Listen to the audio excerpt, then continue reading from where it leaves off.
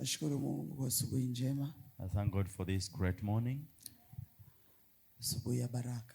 A morning that is blessed. Ambayo Bwana ametupigania.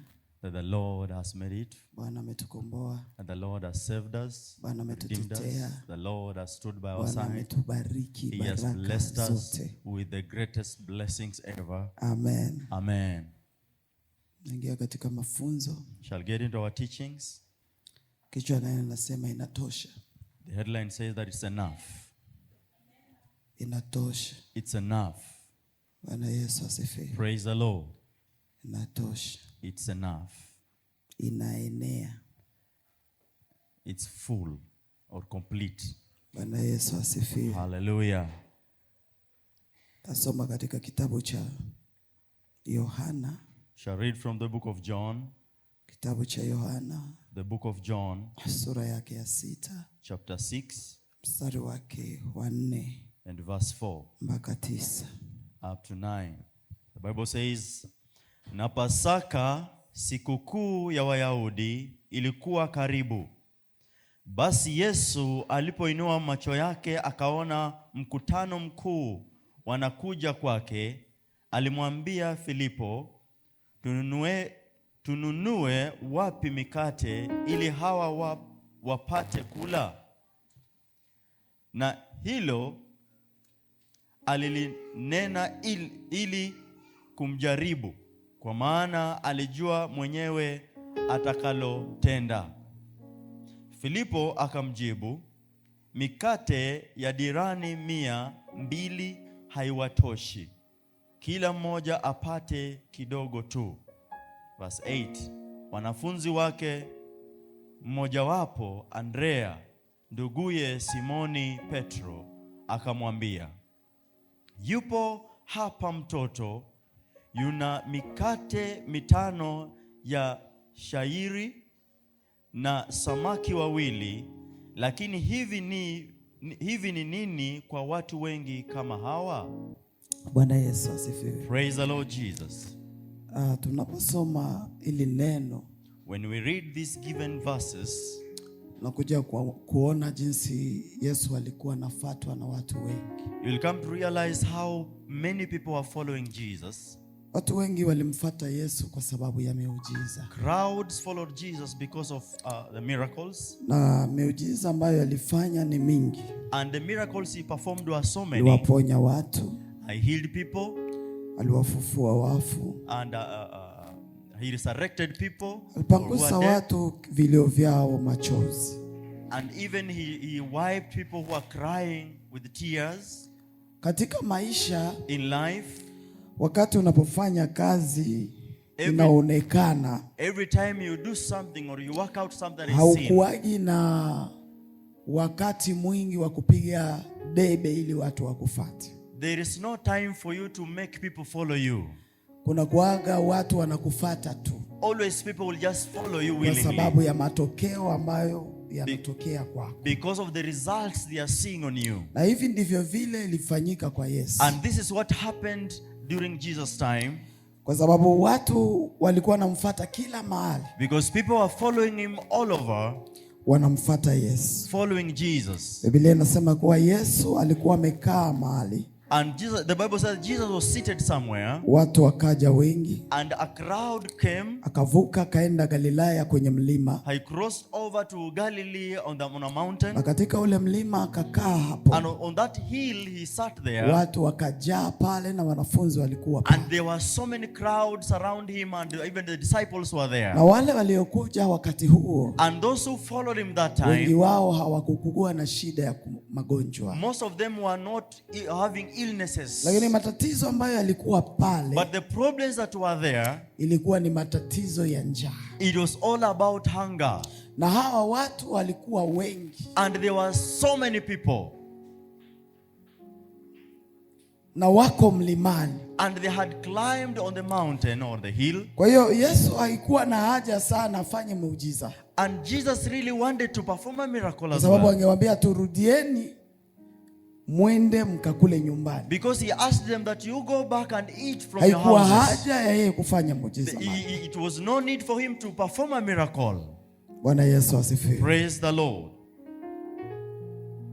Kwa hiyo Biblia inasema, therefore the Bible says, wakiwa katika hiyo hali, while in that situation Filipo anauliza, and Philip is asking, au watu wako na njaa, these people are suffering from tutatoa hunger. wapi mikate? Where shall we find food to feed them? Nataka unielewe vizuri. I want you to understand. Tutatoa wapi mikate ya kulisha hawa watu? Where do we find bread to feed these people? Kwa sababu pesa ambazo tuko nazo ni senti 200 tu. Because the only money we have is about 200 shekels. Na watu ambao tuko nao ni zaidi ya 5,000. And the people we are having are more than 3,000 people. Lakini Biblia inasema Yesu alikuwa anajua. And the Bible said that Jesus knew. Lakini alikuwa anataka kuwajaribu. But he wanted to tempt them or to try them. Alitaka kuwafunza. He wanted to teach them. Ili waweze kuelewa hili. For them to understand this. Unapoliangalia unaweza kuliangalia kwa hali ya kawaida. When you look at this word, you look at it as a normal thing. Unaona kama ni mambo ya kawaida tu. You look at it as just anything. Lakini hayakuwa mambo ya kawaida. But it was not a normal thing or Yesu situation. alikuwa anaanza kuwafunza. Jesus was teaching them. Anawaonesha ya kuwa and he showed them. Kuna wakati kuna jambo linaweza kutokea katika maisha. There was a time something can happen or rise in life. Ambalo hukulipanga. That you didn't expect or na plan lile for. Jambo linatokea. And that thing happens. Linazidi nguvu yako ya kudhibiti. It is beyond your power to keep it or to be able to. Kwa hiyo katika maisha, and therefore in life, unaweza kuwa umeanza jambo vizuri. Maybe you have begun something or a journey so well. Au unaweza kuwa umekaa mahali huna la kuwaza hapa wala pale. Or seated somewhere not thinking so much about things. Lakini unajipata kuna jambo linazuka. And then you find something happening. Lakini lile jambo linazuka. And a sudden thing that is happening. Ni jambo ambalo wewe uliwezi. It is something that you cannot overcome. Nguvu yako ambayo uko nayo. The power that you have. Ni ndogo zaidi ya kile kimeinuka. It is lesser than whatever that has risen. Katika maisha yako. In your life. Ndio maana Yesu anauliza. And therefore Jesus is asking. Anaambia mtatoa wapi mikate? And he asks, where do I find bread? Nataka usome hiyo kitu urudie mara nyingine. I want us to repeat this word again. Juu nadhani naenda kusaidia mtu mahali. Because it's going to help someone somewhere. Rudilia hapo. And the Bible says in verse 4. Nitakuwa ninarudilia hilo andiko mara mingi. We shall repeat this word severally. And the Bible says, na Pasaka, sikukuu ya Wayahudi ilikuwa karibu. Basi Yesu alipoinua macho yake akaona mkutano mkuu wanakuja kwake, alimwambia Filipo, tununue wapi mikate? Bakia hapo. Amen. Yesu anasema. And Jesus is asking. Amuuliza mwanafunzi wake. Asking the disciple. Tununue wapi mikate? Where do we buy bread? Lakini hapo Biblia inasema nini hapo chini? And the Bible continues to say that ili hawa wapate kula. Then continues. Na hilo alilinena ili kumjaribu. Na hilo alinena ili kuwajaribu. But he said this to test them. Alitaka kuangalia nguvu yao. He wanted to understand their strength. Alitaka kuangalia uelewa wao. He wanted to understand their understanding. Ni wanafunzi. They are disciples. Wako karibu na Yesu. They are close to Jesus. Ni wanafunzi. They are disciples. Wanayajua maneno ya Mungu. And they know the words ni of God. wanafunzi. They are disciples. Ambao waliona wema wa Mungu katika maisha yao. That they have the goodness of God. Lakini Yesu anataka kuwafunza. But Jesus wants to teach them. Anawaambia hivi. He tells them. Anasema hivi, mkate zitatoka wapi? That where do we find bread? Ili aone jibu ya mwanafunzi. For him to see the answer from wanawaza the disciple. nini? What are they thinking? Watakimbilia wapi? Where will they run to? Wataenda wapi? Where will they go to? Unajua katika maisha. You know, in life. Wakati jambo linainuka katika maisha ya mtu. When something arises in someone's ambalo life. Mtu aelewi. That one doesn't understand. Atafanya nini? What he will do. Watu wengi wanateseka. Many people suffer. Na watu wengi wanaumia. Many people suffer in their hearts. Vifo vingi. And so many deaths. vinatokea kwa viongozi. They are happening in leadership. Vifo vingi. So many deaths. Inawezekana ni kiongozi wa nyumba. Maybe it's possible you are a leader of the house. Baba au kawa mama. Or even women or men. Unaweza kuwa kiongozi wa kanisa. You might be a leader of a church. Kiongozi wa nchi. A leader of the country. Kiongozi kwa nafasi zote pale kazini. Given levels of life. Lakini kuna mambo ambayo yanaweza kuzuka. That can rise. Ambayo wewe hukutarajia. And you didn't expect. Na yanapozuka. And when they arise. Yanakuzidi uwezo. They are beyond your power. Uwezo wako peke yako. Only you alone. Utafanyaje? What can you do? Wakati ambapo mambo yanazuka. When things arise. Ambayo hukutegemea. That you didn't expect. Yesu anawauliza. And Jesus is questioning. Tutatoa wapi mikate? Where do we find bread from? Kwa sababu hao watu ni wengi. And these people are so many. Na hao watu wana njaa. And these people are hungry. Lakini mikate tutatoa. But where do we find Filipo anapokaa, and Philip is sitting anajiangalia, naona, and he looks at himself and sees hata pesa yenye tuko nayo, even the little coins we have is not be able to feed them. Pesa hata tununue mikate. This money, even if we bought bread, hii mikate, this bread haitawatosha, will not be able to feed these people. Lakini Biblia inasema ya kuwa, and the Bible says, Yesu alikuwa anawajaribu. Jesus was testing them. Praise the Lord Jesus. Utafanyaje? What will you do wakati jambo linatokea when a sudden happening arises ambalo linakuzidi, that is beyond your power, linazidi uwezo wako ulio nao, that is above the power that you have? Ukijiangalia hauna uwezo. When you look at yourself, you don't have any power kudhibiti that you are able to keep lile ambalo limeinuka whatever that has katika maisha yako in your life.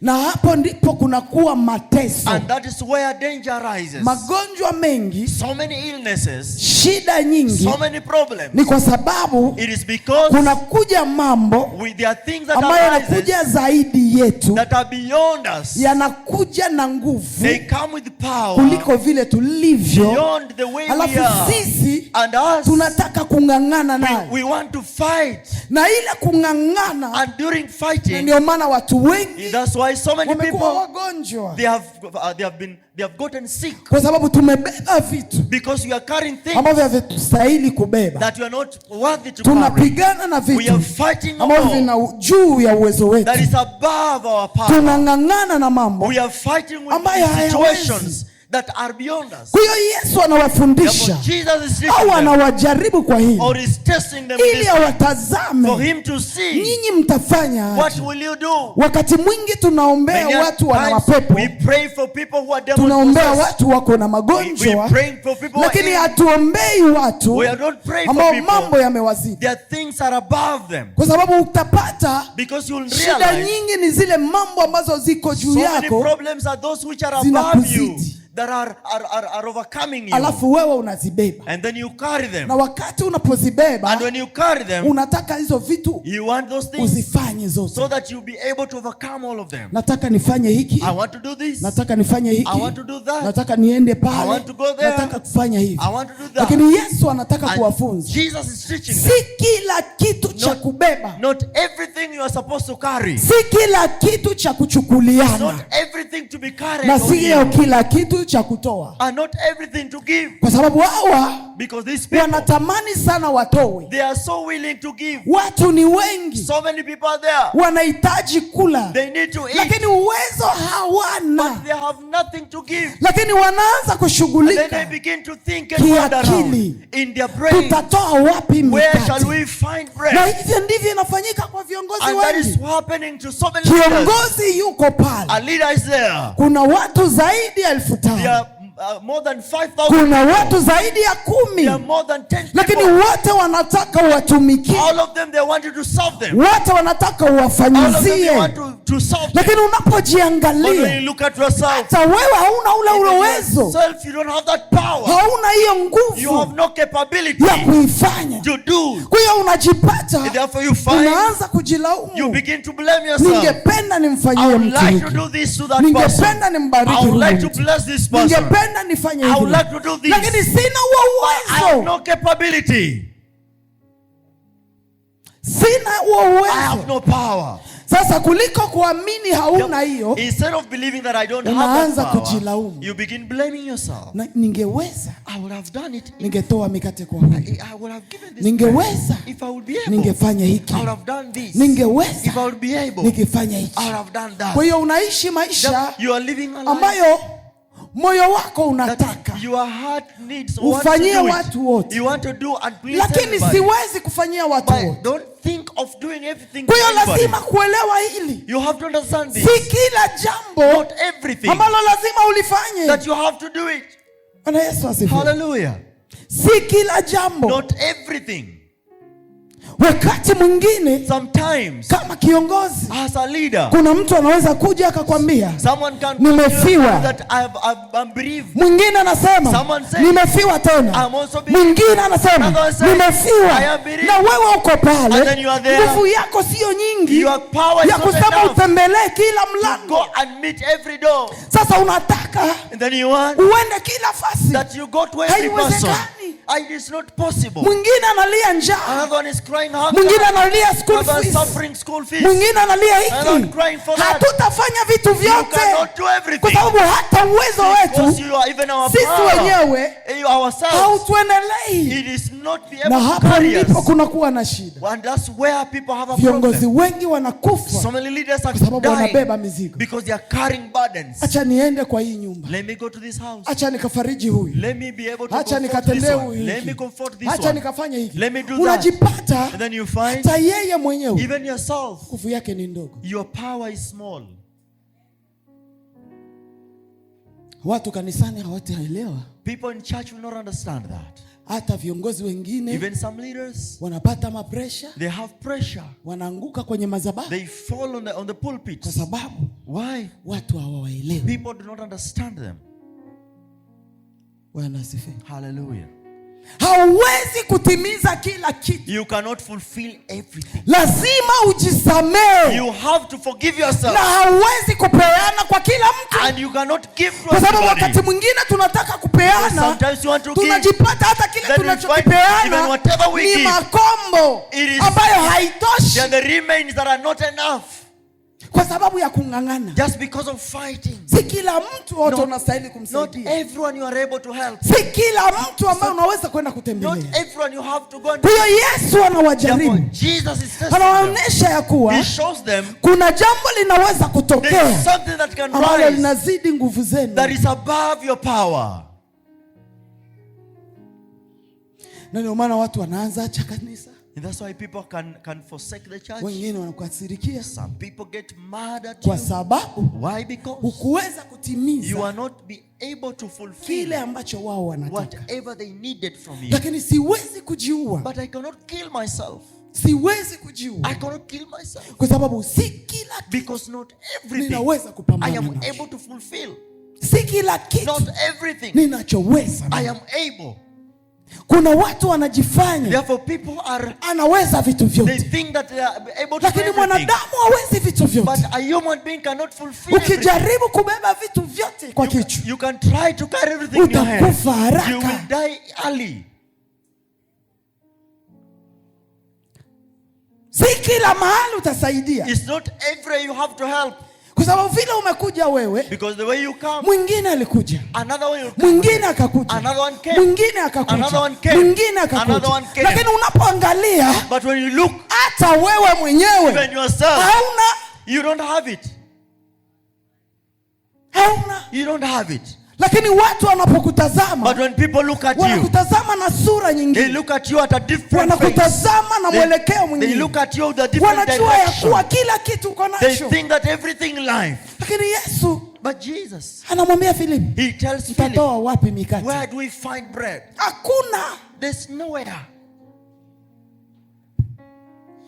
Hata pesa ambayo tuko nayo, even the money that we have, ni chache. It is little. Lakini hawa watu, but these people, wanatutazama. They are looking upon us.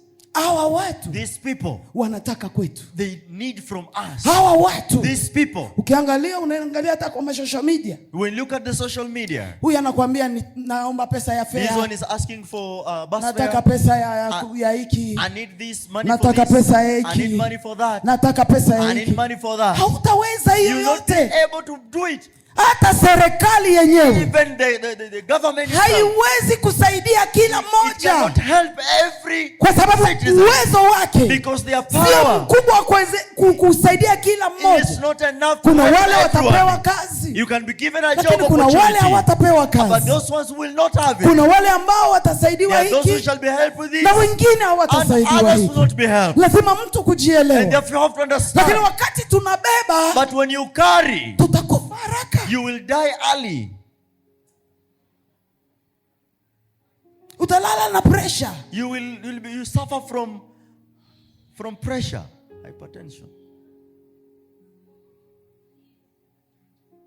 Juu simu hii inapiga. Because this call is coming Hakuna from this simu ya direction. kukwambia There's no call that will tell you nimebarikiwa mama, that I've been blessed. nataka nikubariki. I want to bless you back. Lakini simu zenye zinapiga But sana. so many calls that come in. Niko na njaa, I am hungry. nimefungiwa nyumba, I have no house rent. bwana wangu alinipiga usiku, My husband beat me down the other day. watoto wamenigeukia, My children are against me. familia yangu imekuwa My hivi. family is against Hizo vitu me. zote kiongozi All anashika. those things a leader carries them. Na wakati anapozichukua, And when he takes them, akijisahau when he forgets ya some kuwa of them, hawezi that he zote, cannot be able to fulfill each one of them. kwa sababu unaweza enda nyumba ya kwanza, You can go to the house, nikafariji, and then you comfort them. nikaenda nyumba ya You go pili, second house, nikawatia and moyo, then you comfort them nikaenda again. nyumba ya tatu, Third nikatoa house, 500, you give 500 nikaenda more. nyumba ya The tano, fifth one, nikafanya you jambo, do another thing. lakini sitaweza But nyumba I will 20, not be able to fulfill 20 houses. sitaweza. I will not be Kwa hiyo able. Biblia inasema ya kuwa Yeah, for the Bible Yesu says, akawajaribu. And Jesus tested them. Alijua kama atafanya jambo, He knew that lakini he do anamuuliza something. Filipo, But he's asking mtatoa Philip, wapi where do I mikate find bread ya hawa watu to feed wote? these people? Mtatoa wapi? Where do I find bread? Mtatoa wapi? Where do I find bread? Kwa hiyo kitu cha maana And therefore the most important thing, ni lazima kujisamehe mwenyewe. you have first of all to look at yourself.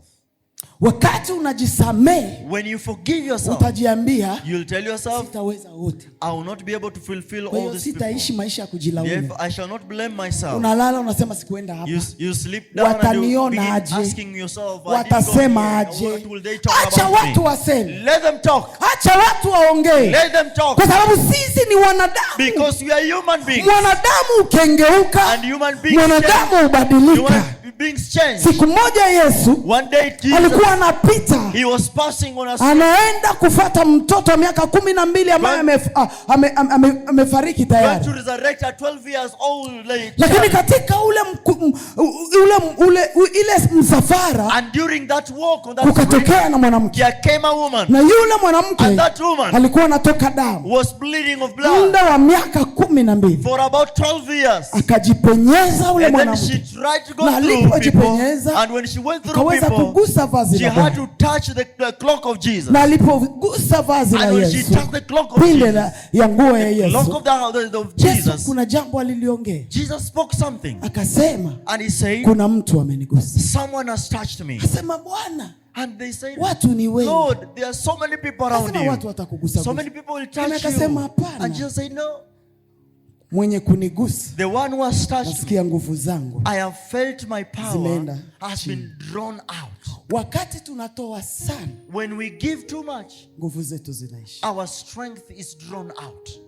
Hata unajipata Even you find yourself, hauwezi jisaidia mwenyewe. you cannot even help yourself. Hata unajipata You find familia yako your sipoangalia vizuri, family, if you're not careful, haipati kitu, it doesn't get kwa anything sababu wakati tangible. tunatoa sana Because you are giving too much. tunapungukiwa sana. And then you get drawn Na out ndio of maana strength. wakati mwingine That's why naweza sometimes kukaa chini nisikilize wengine wakihubiri, I can sit down and listen to juu people na preach, mimi nipate kitu. so that I also gain Kwa sababu something. wakati ninapotoa Because when I'm giving, kuna kitu kinapunguka. there's something that is getting less in me. Bwana Yesu asifiwe. Hallelujah. Kidogo kunielewa ni ngumu, I know you not understand me so easily. ndio maana watu wanakufa haraka, That's why people are dying early. kwa sababu anabeba yote. Because they are carrying everything. Anasema nimezaa watoto, I've given birth to lazima wote kids. wakule, They have to waende eat. They university, have to go to the school. wafanye hiki, They have to do this. wafanye hiki. They have Sio to do kila that. kitu Not utaweza. everything you'll be able to do. Kwa hiyo Yesu anataka kuwafundisha. Therefore Jesus wants to teach them. Mwanadamu hawezi kukusaidia kila That kitu. no human can be able to help everything. Anawafundisha ya He's kuwa teaching them. hauwezi kutoa kitu ambacho hauna. You cannot give what you don't have. Ili upeane, For you to give, lazima uwe nacho. you must have it. Na Yesu asifiwe. Praise the Lord. Hawezi kupeana kitu hauna. You cannot give what Sasa you don't have. umepungukiwa. Because it means you have, it is Utatoa less. nini? Utatoa nini? What will you give?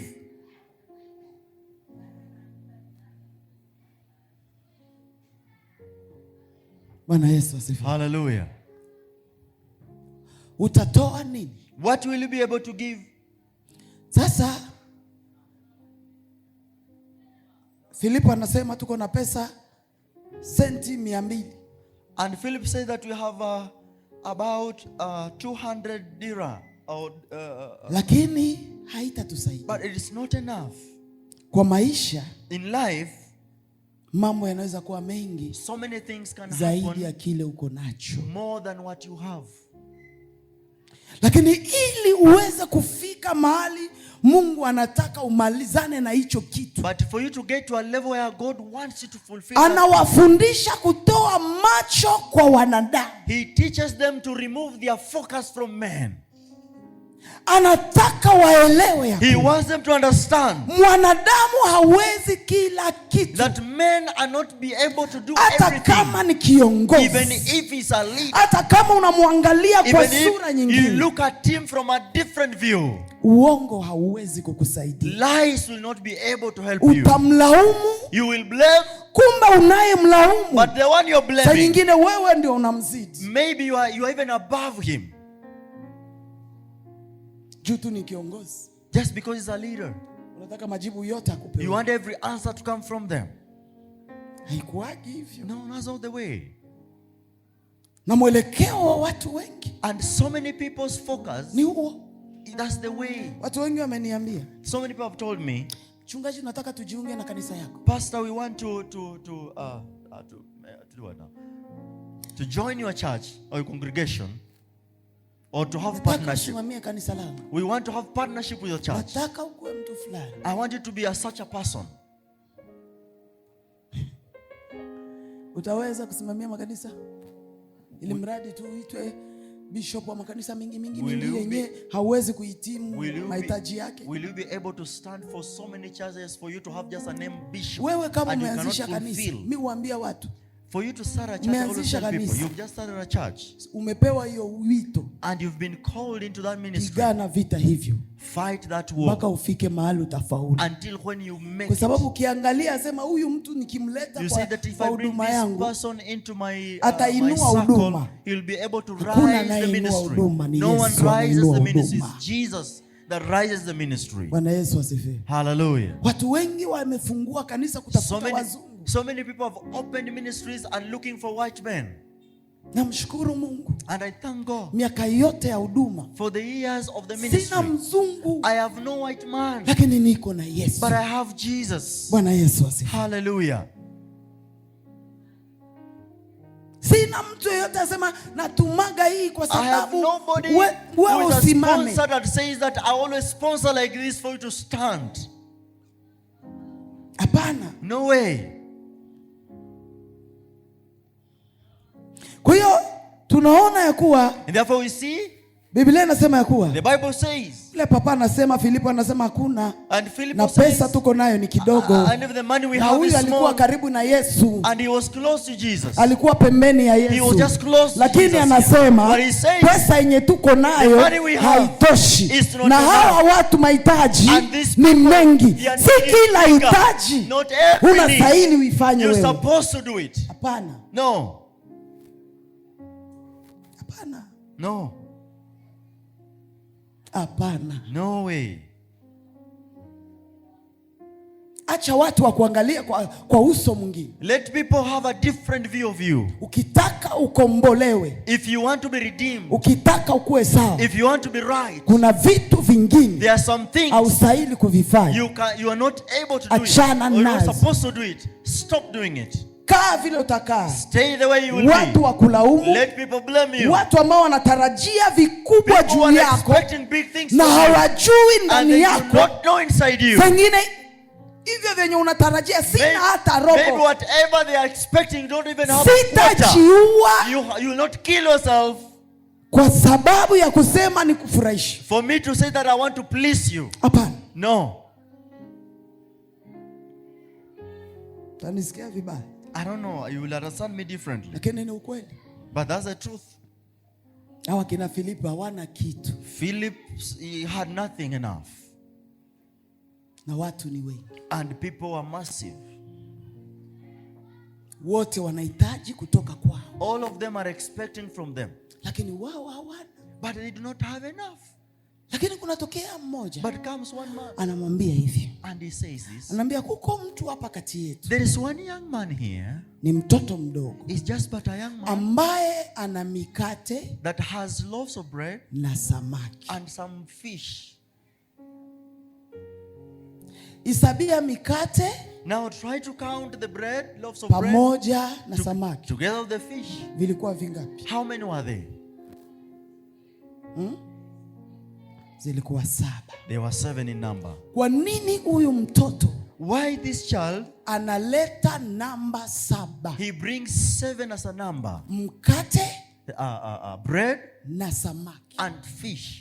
Na huyu mtoto and this child ndio anapeana is the one that gives kwa Yesu to Jesus ili Yesu afanye jambo. For Jesus to do something. Namba 7 as ni utimilifu wa Mungu. Is the fulfillment of God. Kwa hiyo huyu mtoto and this child alikuwa ametimilika. Had already been perfected. Alikuwa na namba 7. Had number 7.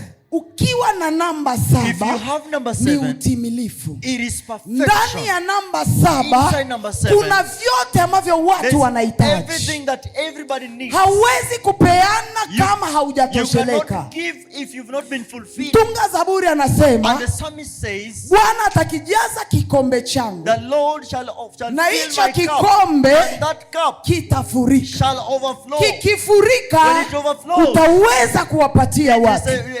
Lakini kama hakijafurika hauwezi kutimiliza mahitaji ya watu. Kwa hiyo huyu mtu alikuwa na 7. Alikuwa nacho na akatoa na akampa Yesu. Na alipompa Yesu Biblia inasema akainua juu akashukuru. Aliposhusha chini iliwaenea wote.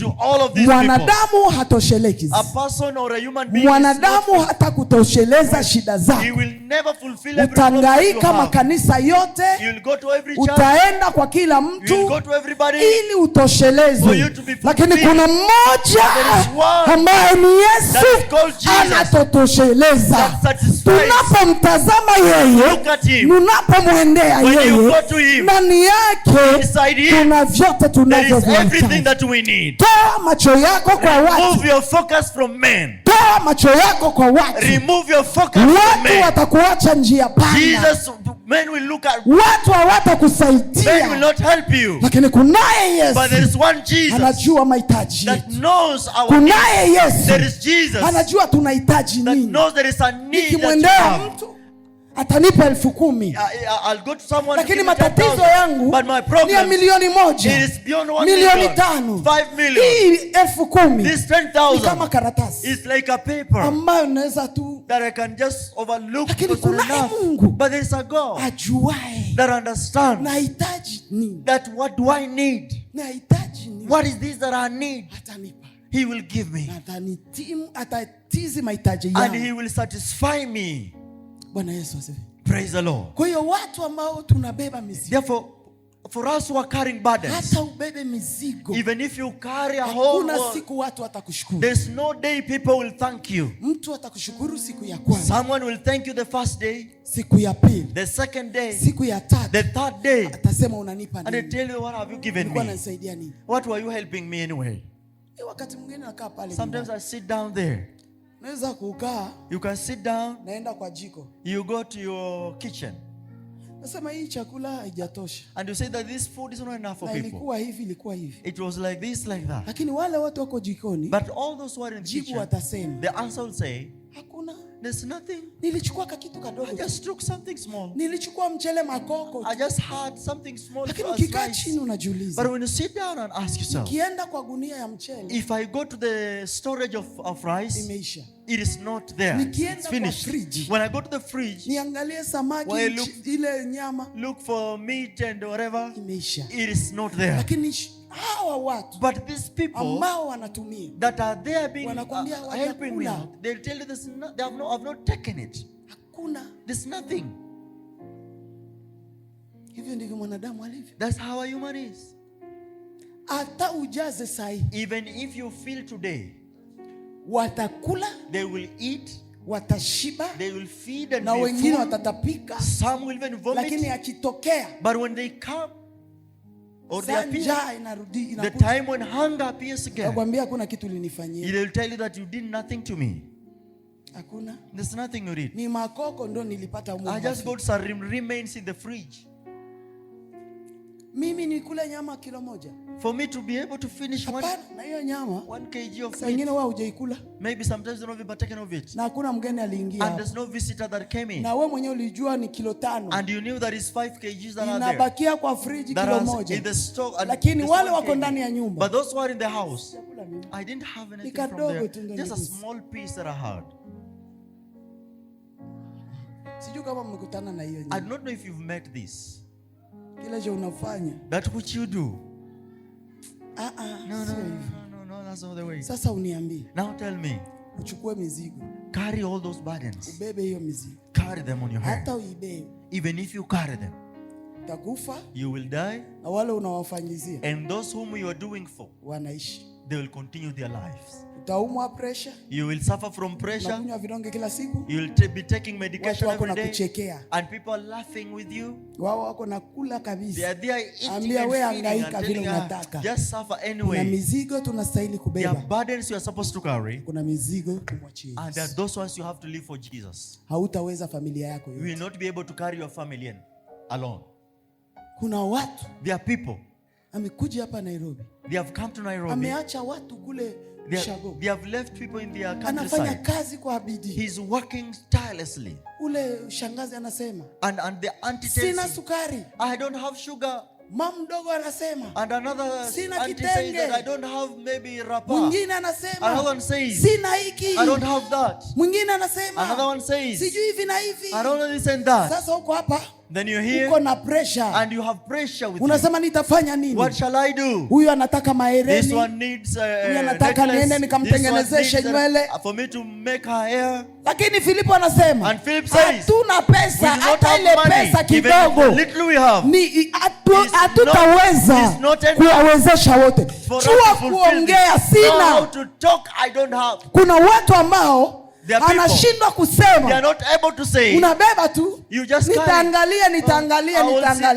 Na mule mkuangalia unateseka. You are suffering. Tua mizigo yako kwa Bwana. Mwambie mtu sina, mtazame Yesu. Tell them that you don't have. Tumetoa ahadi sana. We've been given. Tumepata magonjwa sana kwa sababu ya kubeba mizigo mingi. Lakini sasa Yesu anawaonesha kuna mizigo mingine hastahili kuibeba. Kuna mizigo mingine lazima uongee sitaweza.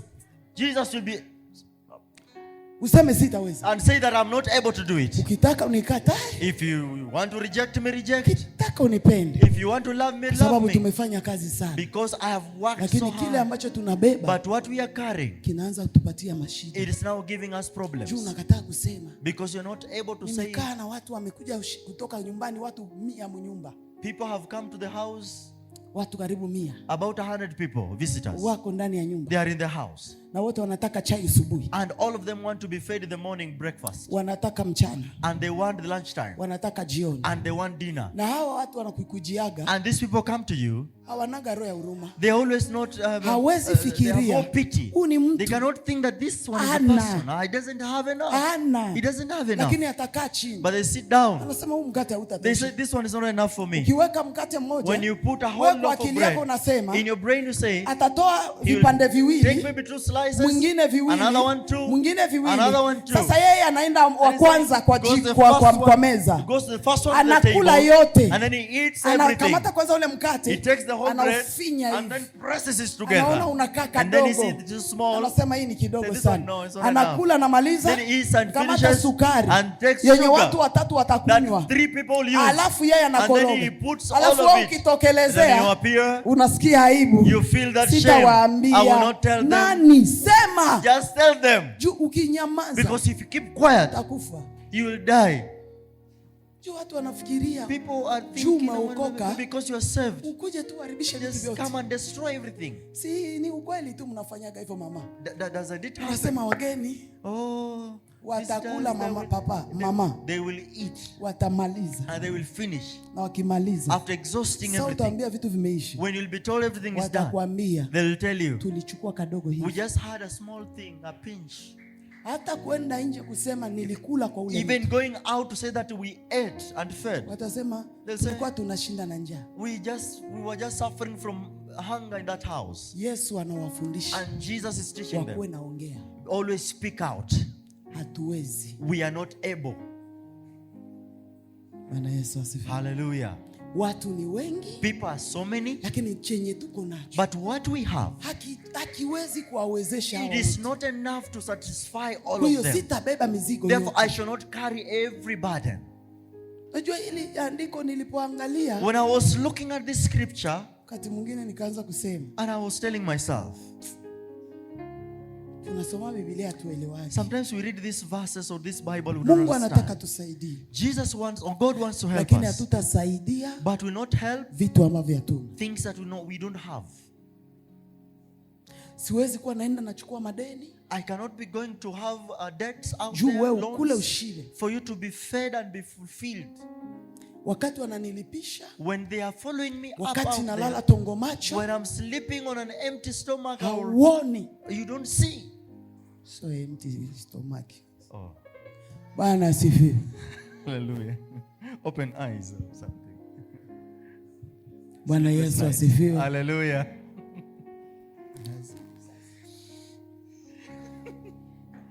Sleepless nights. Amen. Usiku wa manane, in the middle of the night, haulali.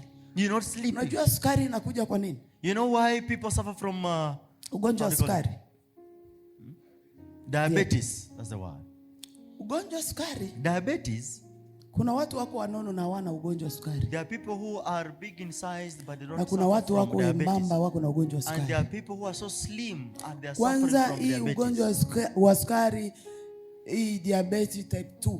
And especially type 2 of diabetes. Inakuja sana juu ya stress. It comes because of stress. Wakati mwingi unapokosa kulala, many a times you don't sleep, masaa 8, 8 hours, unakaa macho usiku wote, you are awake all night long, mwili wako unatumika sana, your body is overworked, unawaza sana, thinking so much, kuna vitu vinaharibika kwa mwili wako, things that are being destroyed in your body system. Watu wengi wanapata ugonjwa wa stoma, people are suffering from ulcers. Acid inapanda mwili. Because acids are rising in the stomach. Acid inakuwaga mbolea ya magonjwa yote. And acid is a fertilizer of so many diseases. Kwa sababu ya stress. Just because of stress. Ambayo umebeba. That you carrying. Hata kama uko na Roho Mtakatifu umejazwa. Even if you are filled with the power of the Holy Spirit. Mwili. You are putting on the body. Na huu mwili. And this body. Lazima kuenenda vile unahitaji. You have to go the way lazima upumzike. You have to rest. Kuna vitu. There are things. Lazima useme hapana. You have to say no to them. Kwa sababu usiposema hapana. Because if you not say no to them, utakuwa na kunywa vidonge peke yako. You will be taking medication alone. Wale uliwatumikia, and those who have been wanapobarikiwa, when they are blessed, hawatakukumbuka. They will never remember you. Wafunze kuambia watu wa nyuma. Learn to tell people. Na wale watu wanakuambia tunataka utufanyie, and those people are telling you that I want you to do this for me. Hapa kwenye unaweza. Help you where you are able. Hapa unaweza. This one you are able. Lakini mahali hauwezi, but where you are sema not able, hapana. say no. Siwezi. I am not able to do it. Na hata kunyonga. And they will not kill you. They will strangle you. Sikufundishi vibaya. I'm not teaching you na wrong way of life. I'm helping you uingie mbinguni. For you to get to heaven. Kwa sababu stress mingi, because so much stress itawafanya watu wasione Mungu. Will make people not see God. Uko na watoto tu wawili. We only have 2 children with you. Watoto wawili. Just 2. Lakini mizigo yenye unabeba, but the burdens you carry, ya watu 100, of about 100 hata hao watoto wako, even your children, hawajaanza hata shule. They have not lakini even begun gharama yenye uko nayo, but the expense you have. Ningelijua ili andiko, if I knew this scripture miaka ya zamani, in time before, kuna mambo nisingekutana. There are some things I would not have gone through. Kumbe mtu unaweza sema hapana.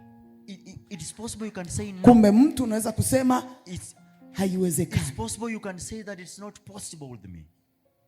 Tumebeba vitu vingi. You carry so much. Unabeba vitu vingi. You carry so much ambavyo uwezi, that you are not able to fulfill. It's beyond your power. Vinazidi maisha yako. Beyond your unataka life. Ulipie ule nyumba. You want to pay for someone house. Unataka huyu mlipie stima. You want to pay for the unataka huyu mlipie chakula. You want to cook for this unataka umnunulie nguo. You want to buy this one. Lakini ukikaa peke yako, but when you sit down, nasema pesa ndio. Say that, where do I get this money from? Taenda wapi? Where do I run to? Tafanya nini? What shall I do? Mungu nisaidie. Oh God of Israel. Unapiga simu. Then you call nikopeshe fasi nani 500 pale. Please loan me 500 shillings. Pesa unakopesha, and the money you are sio ya kukulisha watoto wako wawili. It's not to feed these children. Kuwapatia watu. Is to give to people. Na wale unawapatia, and you give them, those people you give, they have no gratitude. Alafu kunakuwa miaka fulani, and then there come a certain time and season, watoto wanateseka. Your children are suffering. Na unapoambia, and when you tell watoto them, wangu wana njaa, my children are suffering from hunger, they will not kuna miaka ulikaa na wao, kuna miaka uliwaangaikia. Mungu atusaidie tufanye kile tunafaa tufanye. Tunaposhindwa kufanya, tumwambie watu, go to God. Kwa sababu Mungu anaweza yote. Mimi kama mwanadamu siwezi yote. Nitatenda mema, I will do good kiasi changu, to my level. Lakini sitazidisha, but I will not go beyond, zaidi ya kile sina, beyond whatever I have. Praise the Lord. Sijui kama mnanielewa. I don't know if you understand me. Wakati mwingi kama Wakristo, so many times as Christians, unajua tunajua sana, unasema we know so much and we say, ifanya hivi, if I do this, nikisema hivi, if I say this, itakuwa sio vizuri. Oh, it will not be so good to people. Sawa. Okay. Biblia inasema tutende mema. The Bible says that do good. Tufanye mazuri. Do good. Lakini kuna yale ambayo, but there are those levels hatuwezi kuyafanya. We are not able to do. Ni makubwa zaidi. It is beyond us. Na ndio maana, and that's why, hii mkate, this bread, samaki, and fish, wakamletea Yesu. They brought to Jesus. Yesu anawafundisha. And Jesus is teaching them. Hata kama uko mwanafunzi, even if you are a disciple, kuna mambo hautaweza. There are things you will not be able to do. Hata kama wewe ni nani, even whatever you are, kuna mambo hautaweza. There are things you will not be able. Jifunze, learn kuwaleta watu, to bring people to Jesus. Usibebe mizigo. Don't carry burdens. Watakupeleka kaburini mapema. They will take you to the grave early. Sababu ya kubeba mizigo mingi. Because of carrying so much burdens. Beba yenye unaweza. Carry what you are able to do. What to carry. Bwana asifiwe. Hallelujah. Bwana asifiwe. Hallelujah. Na hauwezi kutoa, and you cannot give kile ambacho hauna. What you don't have. Watu hawakuwa nayo.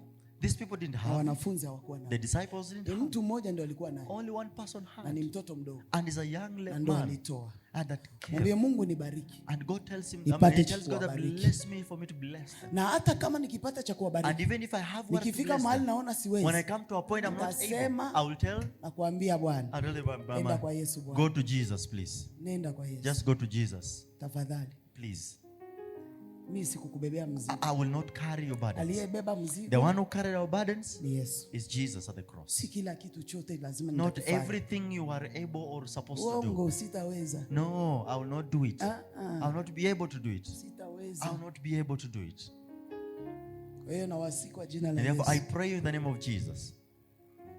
Tumwende Yesu. Let us run to Jesus. Msikuwe na ile matabia. Don't have this character. Kiona mhubiri tu. When you look at any pastor, preacher, unamwona mengara. you look at them, they are looking smart.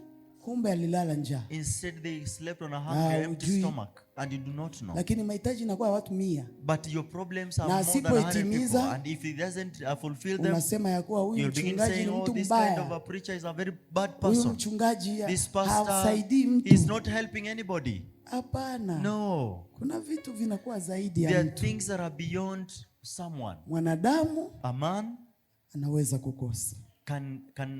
Cannot have enough. Mwanadamu a man anaweza kushindwa. Can come to the asiyeshindwa. end. The one who is not having who has endless power. Asiyeshindwa. The one ni huyu ambaye hata mimi namkimbilia. Is the one that I'm running to. Hata kama nasimama hapa. Even if I stand here. Nina mizigo mingi. I have so much burdens. Siwezi kukutwika. That I cannot put on. Kwa hiyo ninamwendea Yesu. Therefore I run to Jesus. Abebe mizigo. For him to carry my burdens. Tujifunze. Kubeba mizigo yetu kwa Bwana. To take your burdens to the Lord. Na Yesu asifiwe. Praise the Lord. Acha kuangalia mtu kwa umbo. Don't look at the person or their shapes. Inaweza kukudanganya. It can lie to you. Niwaambie siri wa Kenya vile wako. Do I give you a secret the way Kenyans are? Mkenya ukimwangalia kwa macho. When you look at a Kenyan, hiyo ndo kitu nilijifunza. That's what I've learned. Utajidanganya. You will lie to yourself. Wa Kenya, so many Kenyans, hao walitawaliwa na wa England. Especially those who, yes. The hao watu, yes. Hawakuagiwa anaweza vaa jeans moja. They can be putting on just one cloth or a jeans. Anaweza kuvaa chenye anataka. They can just put on whatever they want. Usizania hana pesa. Don't ever think they don't have money. They have a lot. Na unaweza kushangaa na kuzidi. And you can even wonder because they have more than what you have. Lakini waliotawaliwa na Wafaransa. But those who are colonized by the French Wafaransa wanapenda kuvala. Because they know how to put on, to wear clothes.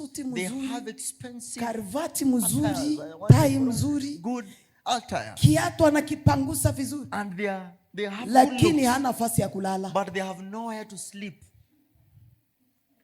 Sema nawaambia ukweli. I tell you the truth. Sasa wewe ukimwangalia vile, and when you look at unaangalia kwanza viatu, look at their shoes. Unasema asina vumbi, huyu amekuja na gari moja. This one doesn't have. Uongo, hao wanaume wanatembeaga na vitambaa. These men come carrying some piece of clothes in their pockets. Na zile vitambaa ambazo wanatembea nazo. And those piece of clothes they are carrying. Akifika tu hapa pale chini hapa. When they just come somewhere close here. Utakutana na you will find them wiping their shoes. Anapangusa. Wiping every dust. Akiingia. When they come in. Ana vumbi. They have no dust. Lakini Mkenya. But any Kenyan. Unaweza mpata iko na vumbi. You can find them looking lakini ile gari ameacha pale. But they are that Mkenya anaweza kuwa havai vizuri, lakini ile pesa iko nayo. But the money he has. Iko na pesa kabisa. They have so much money. Usiangaliage mtu kwa umbo. Don't look at the people that they are from their looks. You can lie to yourself. Unaweza jidanganya. You can lie to yourself. Angalia Yesu. Look at Jesus. Angalia Yesu. Look at Jesus. Utabeba watu malawama. You can carry people's blames. And this person has nothing. Mnalaumu watu. Just blaming people. Hatutaenda kuwatolea watu wote maharusi. We cannot attend people's weddings and give presents to them. Hatutawatolea wote mapesa za michango. We cannot contribute to everyone's need. Kwa sababu hata sisi hatuna. Because we do not have. Tumepungukiwa. We don't have enough. Tunahitaji Mungu atujalie. We also need.